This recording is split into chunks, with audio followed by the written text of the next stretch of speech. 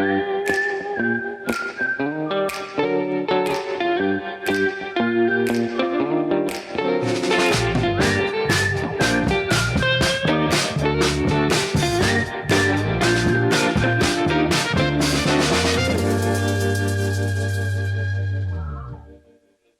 to the Schmozone Quickies. Today's special guest, the one and only Gilbert Burns, the number 2 ranked UFC welterweight in the world. Gilbert, how we doing? I'm good, Schmo. How you doing, brother?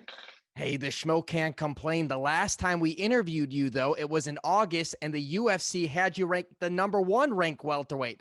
They bumped you down, and they ranked Colby Covington one above you. What's that all about? It's all good, I cannot control the ranks. It doesn't bother me so much. I believe I am the number 1 contender. I'll be the champion very soon, so it's gonna be okay. But he just beat the guy that I just beat. I think even better, knocking down a couple times. So it is what it is. Those ranks are not on my control. I believe I am the number 1 contender, but very soon I'll be the champion, so it's okay. 19-3, 6-fight win streak. This is the third time they're booking you with the champ Kamaru Usman. I know the first time we had to wait, you got the COVID-19. Then we wanted to book it in December, UFC 256. He had some injuries. Now, all indication, February 13, headlining UFC 258. Is this signed, set, and delivered yet, or is this just verbally agreed upon? To be honest, it's only verbally agree. The countdown was just here yesterday. That happened too when I fought Woodley. I didn't have the contract signed, but the fight was officially confirmed. Countdown was here. I didn't have the contract, but I believe we fight in February 13th.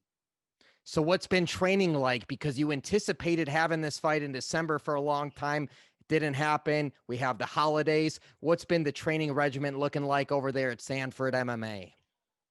No, the training here in Sanford is being looking good. We're supposed to fight November, then December, then January 23rd, now February. So I stay ready. I was training. I was putting a lot of new tools on my toolbox. Sharpening my jiu-jitsu, my kickboxing, my boxing, getting stronger. It got very big on the beginning.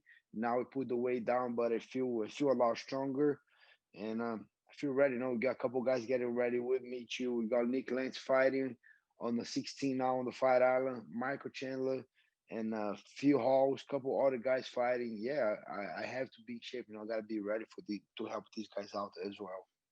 We're going to get right into those teammates, but let's finish up with you, though, real quick. Since the time Kamaru Usman left the gym, he was the old training partner. He's over there now in Colorado. Where do you think you've improved the most? Do you think Kamaru Usman will see a different Gilbert Burns inside the cage than anything he's ever been accustomed to? I think so. I think I've been improving a lot. As soon as I move up to 170, I was able to perform a lot better. I wasn't killing myself anymore with the weight cut, and yeah, I have improved a lot. My wrestling, my grappling. I put a lot of attention on my grappling and my wrestling too. But overall, I'm getting better everywhere. I'm feeling better. I'm training better. I'm feeling stronger, and it's hard to pick only one thing that I'm getting better. I'm getting better everywhere, and even especially mentally. I'm mentally ready for a war with tomorrow, and I just believe I have so much weapons, and I'm gonna keep sharpening till February 13th. And I believe I'll be the first one to beat Kamaru in the UFC and to finish Kamaru in the UFC. Predicting a finish. We like it. We love the Yeah. confidence. Now let's talk about your teammate. We got a big one coming up in Fight Island. Michael Chandler, he's making the UFC debut against Dan Hooker. You just brought it up before. The last time you lost, you were at 155, depleting the body. It was a few years back. It was against Dan Hooker. How do you see the fight playing out between Dan Hooker and Michael Chandler?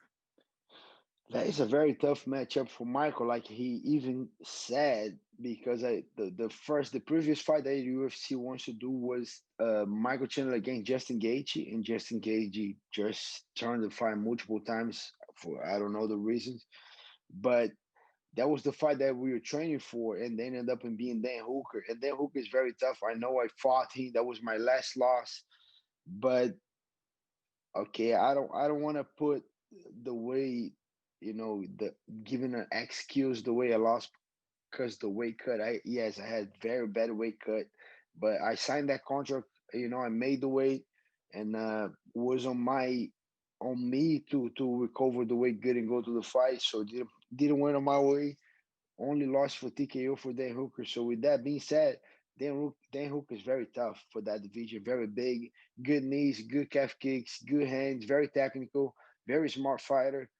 But on the other side, we got Michael Chandler, a beast guy, Bellator former champ, couple times, beat a lot of guys, a lot of knockouts, beat two former UFC fighters as Eddie Alvarez and Ben Henderson.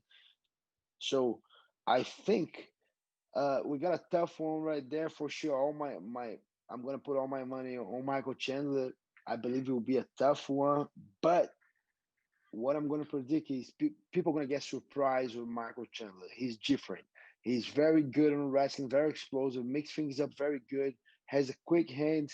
I just, I just, I just believe he's gonna be a champion in the UFC, and I think that Dan Hooker it will be the toughest fight, but I believe he can do it. You think Michael Chandler will be holding a gold strap at the 155-pound weight division by the end of 2021? I believe so. I believe so. If Khabib is not back, and then we're gonna have Conor, and the conversation will be Conor, Dustin Poirier, Justin Gagey, Michael Chandler, Dan Hooker, and Charles Oliveira. That's the title conversation in my eyes, and I believe Michael Chandler has the power to become the champion.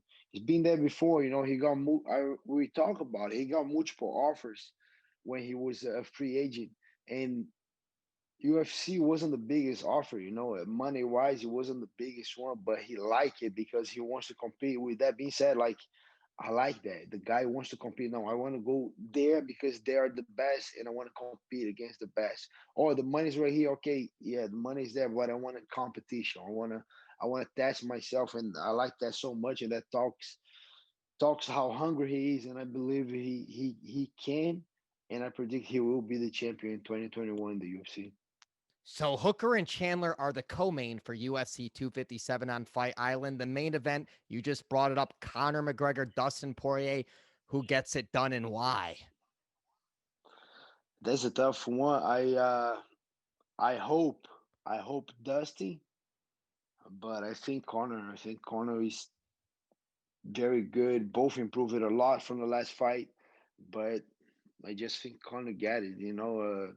I think Dustin loved the stand up fight. He's not gonna be looking for a takedown for any grappling exchange. If he goes, he's gonna get it. But I think the fight will be more on the feet, and I think Conor has the power advantage, the speed.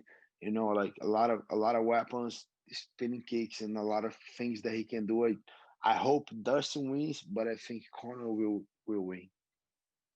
On January 20th, an important fight in the welterweight division, the main event, Neil Magny, Michael Chiesa. When this quarantine started, the Schmo interviewed Michael Chiesa. It was a potential bout between you and Michael Chiesa. Obviously, you've been active. He had some injuries. You're going to be fighting for the title. He's got Neil Magny. How do you see that one playing out? I called these guys out before already.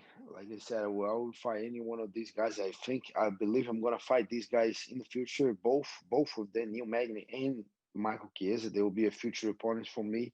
But the way I see Chiesa with the grappling advantage, and they both very, very long, very big for that division. I just see a little bit more advantage for Michael Chiesa, but Neil Magny been looking very good on the last three fights. I believe he was looking different. He was looking very, very good after that suspension that he got, but he was nothing happened. But he got out of competition for a couple months, but he got back looking very good. It's gonna be a tough one, but I got Michael Chiesa with the grappling advantage. You take him down and grind him out to a grappling fight, not a stand-up fight. You know a little something or two about the grappling. It's an interesting time to be a welterweight. We're going to see Hamzat Chimaev and Leon Edwards. Obviously, that one has to be rebooked. But let's talk about a fight that you could be fighting the winner of after holding the gold strap if you take over and beat Kamaru Usman.